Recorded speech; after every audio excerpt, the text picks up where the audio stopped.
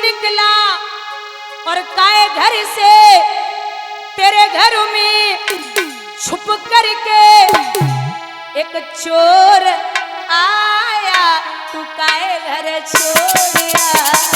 एक चोर आया, तू काए घर छोड़ आया।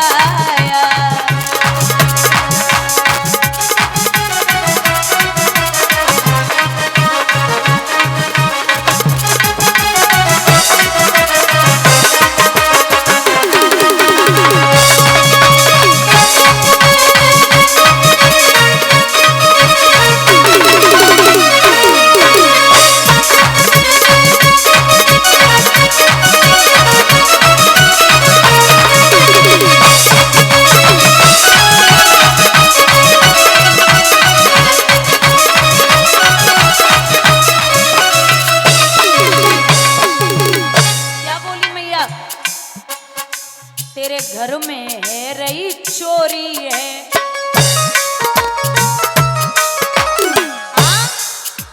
वो चोरी नहीं छिछोरी है। तेरे घर में है रही चोरी है, वो चोरी नहीं छिछोरी है।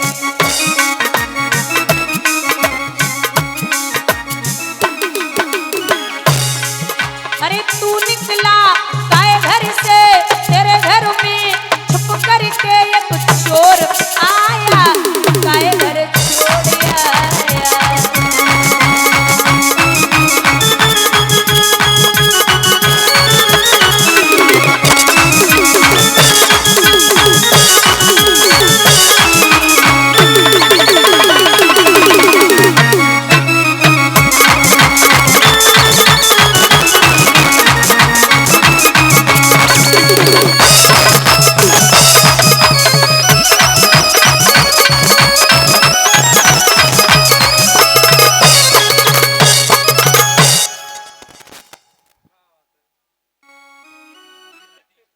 यहाँ चंद्रमा भाग गया, इंद्र भी भाग गया।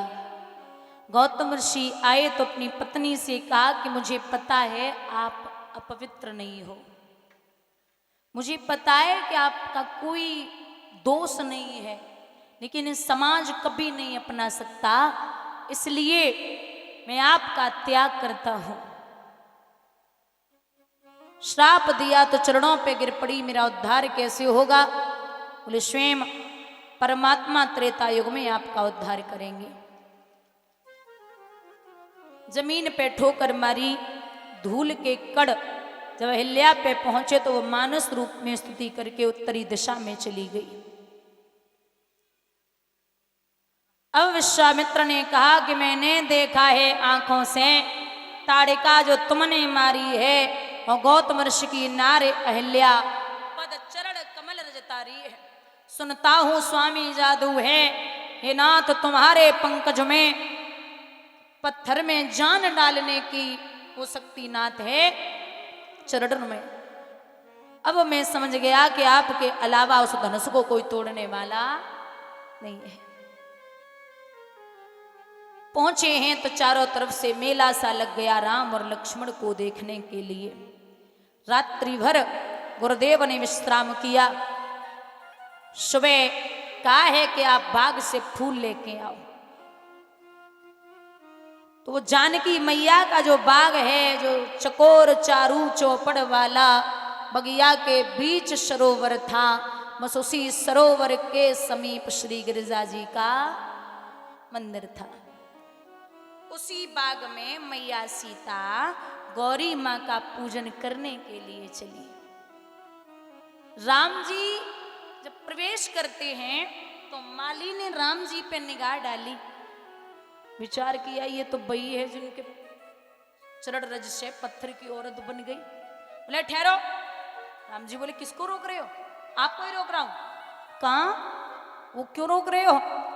बोले आप पहले एक काम करो, क्या ये जानकी मैया का बाग है, आप जयकारा लगाओ और प्रवेश करो। राम जी बोले मैं रघुवंशी और मैं जानकी मैया की जय बोलूंगा? दिमाग ठीक है? बोले तो अगर जय नहीं बोल सकते तो आप अंदर भी नहीं जा सकते। चलो वापस आओ। अरे क्या पता आपने जय नहीं बोली और हाथ लगाया, पूरे बाग में औरतें ही औरतें दिखाई देवे, कोई भरोसा है आपका? बोले तो फिर क्या, बोले जय बोल लो, काम आसान है, आप अंदर प्रवेश करिए। लखन बोले चलो कोई नहीं, मैं बोलता हूं। लखन बोले बोलिए जानकी मैया की। इतना कह के लखन भी बढ़े और राम जी भी बढ़े। माली बोले तुम कहां चले? बोले क्यों? बोले जाने दवा खाई है ना, असर बाई पे करेगी, तुम पे ना है। जयकारा उधर लगा है तो वो ही जा सकते, आप नहीं। जैसे तैसे जय बोल के अंदर प्रवेश हुए। फूल तोड़ रहे हैं तो मां सीता की निगाह पड़ी, राम जी की निगाह मैया पे पड़ी, तो पड़े गए प्रेम की डोरी में। चित चोर आप चित चोर हुए, सिय रूप अलंकिक रूप बना, राघव के नैन चकोर हुए। एक दूसरे को टकटकी लगाए के देख रहे। और ये ऐसी प्रभु की कृपा, महाराज लखन की निगाह मैया सीता पे गई। एक चतुर सहेली सीता की बोली बहना, अगर ये श्याम रंग का बालक तेरा पति बन जाए तो बहुत अच्छा होगा।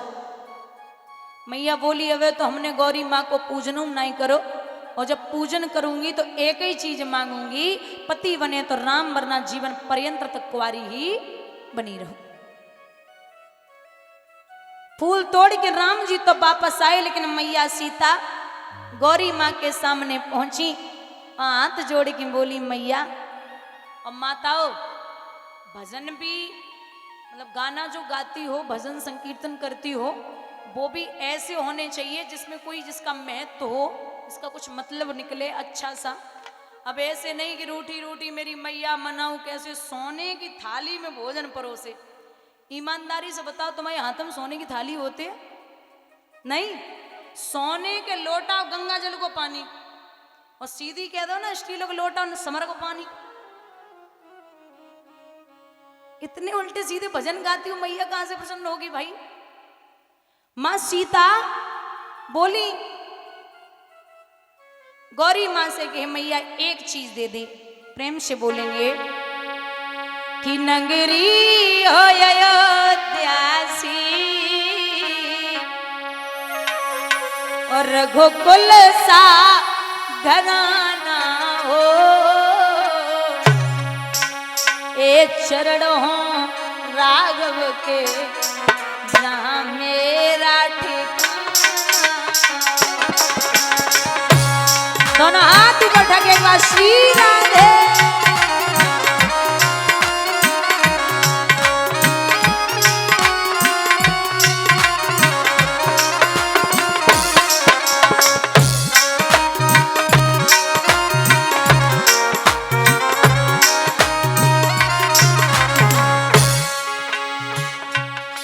लक्ष्मण सावाई हो, कौसल्या माई हो, स्वामी तुम जैसा मेरा रब भाई हो।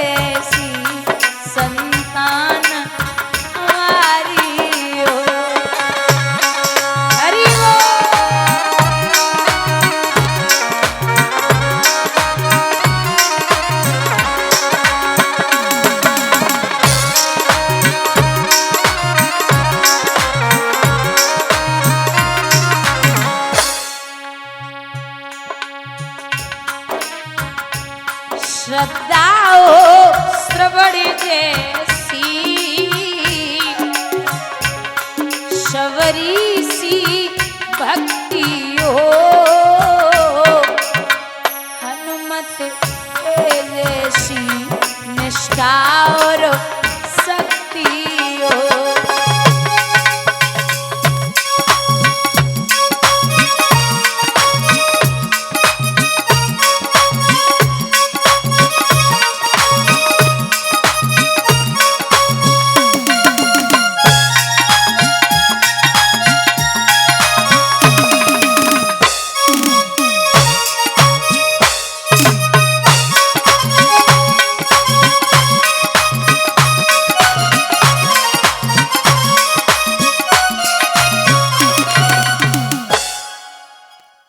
वहां से आज्ञा लेके कहा कि जब तक मैं न पहुंचूं ये सूचना, उमड़ पड़े महिपाल, कमरे बांधे मैदान में कूद पड़े तत्काल।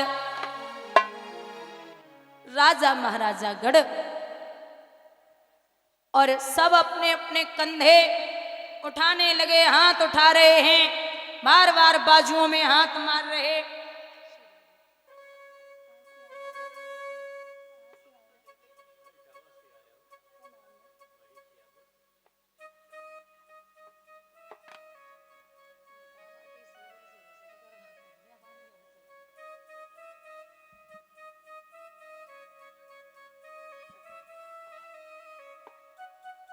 श्री महेश यादव जी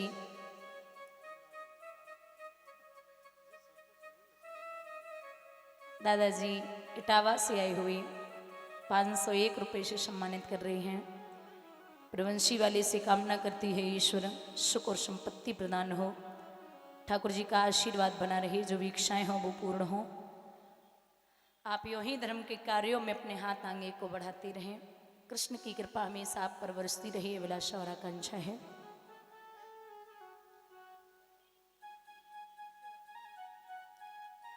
मंत्री ने जवाब दिया जो राजा जनक के यहाँ हैं, बोले हे राजाओ, आपको लगता है कि आप इस धनुष को तोड़ देंगे, तो मैं एक बात पहले से ही साफ किए दे रहा हूं कि अगर आपकी भुजाओं में ताकत चंद्रमा के समान है तो ये धनुष राहु से कम नहीं है।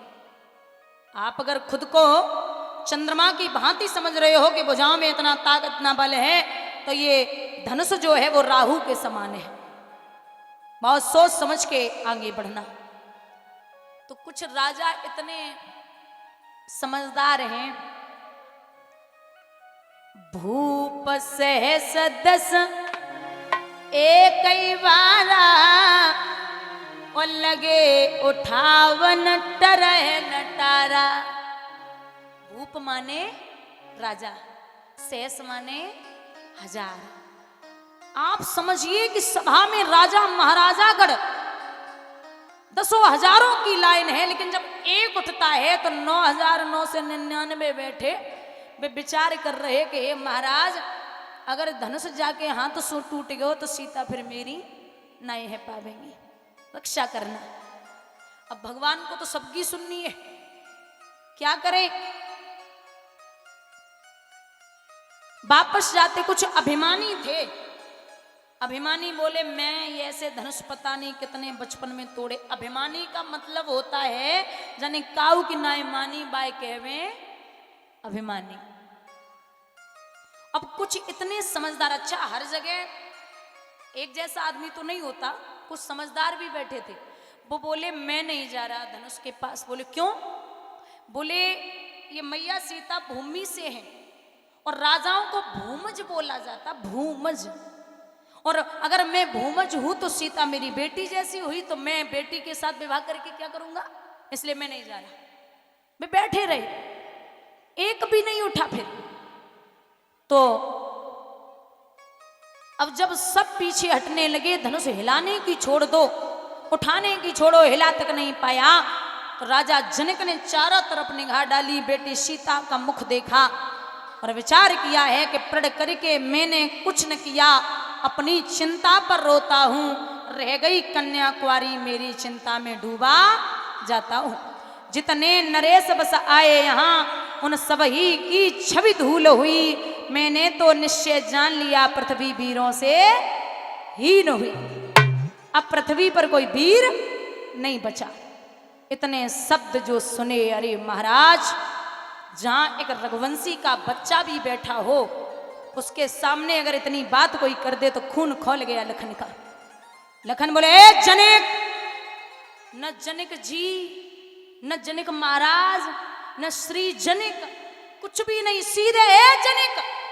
राम जी बोले, क्या कर रहे हो, होने वाले ससुर हैं मेरे, इस तरीके से बेइज्जती ना करो भाई, कम से कम श्री महाराज तो लगा ही दो। बोले, क्या बोले जा रहे हो, आपको पता भी है कि रघुवंशियों का अगर बच्चा भी बैठा हो तो ये सब कुछ बर्दाश्त कभी नहीं कर सकता, इसलिए सोच समझ करके बोलिए, मैं माफ नहीं करूंगा आपको, और बोलो तो जल को थल कर दूं, ऊपर से लाऊं तारों को, सुरमे की तरह पीस डालूं पृथ्वी जन और पहाड़ों को। आप समझ क्या रहे हो, मैं कुछ भी कर सकता हूं। दांती को पीस के व्याकुल हैं। तो राम जी ने कहा कि लखन, इतना गुस्सा ठीक नहीं है, आप बैठ जाइए, क्रोध ठीक नहीं है आपके लिए। कांचे घट जिमि डारों फोरी, और सकऊं मेर मूलक जिमि तोरी, तब प्रताप महिमा भगवाना, को बापुरो पिनाक पुराना। ऐसे धनुष मैंने बचपन में पता नहीं कितने तोड़े हैं। लखन सकोप बचन जे बोले, डग मगान मही दिग्गज डोले, सकल लोक सब भूप डिराने, सी ही हर्ष जन को सकू चाने। सब डरने लगे। तो विश्वामित्र ने लखन को बिठाया और उठाया है राम जी को। हे राम उठो, धनवा तोड़ो, संताप जनक का हरण करो, उठ जाइए। बाबा चौपाई में लिखते हैं, को रहे प्रणाम मनई मन कीना, अति लागव उठाए धनु लीना।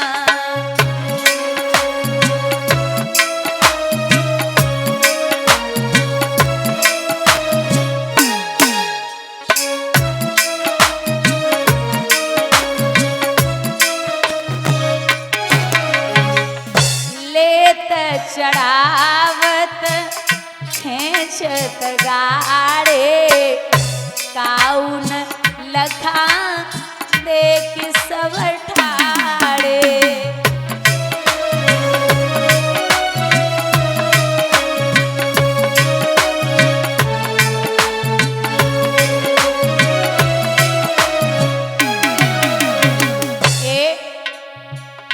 तेईछिन मध्य राम धनु तोरा, भई भुवनी धुनि घोर कठोरा।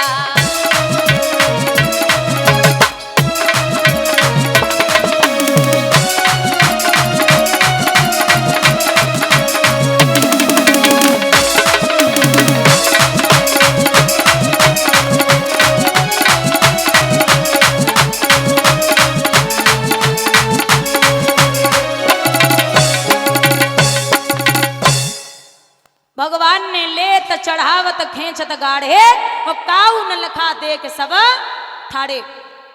इतनी जल्दी उठाया और तोड़ा है, तीक्ष्ण मध्य बीच से राम धनु तोरा, और भाई भुवनी धुनि घोर कठोरा। भयंकर ध्वनि हुई। ये ध्वनि परशुराम जी के कानों में पहुंची। अब उधर से परशुराम जी चले और इधर मैया सीता जयमाला लेके पहुंची। अब राम इतने लंबे और 1.5 हाथ को मुकुट और बांधे, अब जयमाला कैसे परे। तो सखियां बोली, लला राम झुक जाओ। राम बेचारे सीधे साधे झुकवे के लिए तैयार हुए।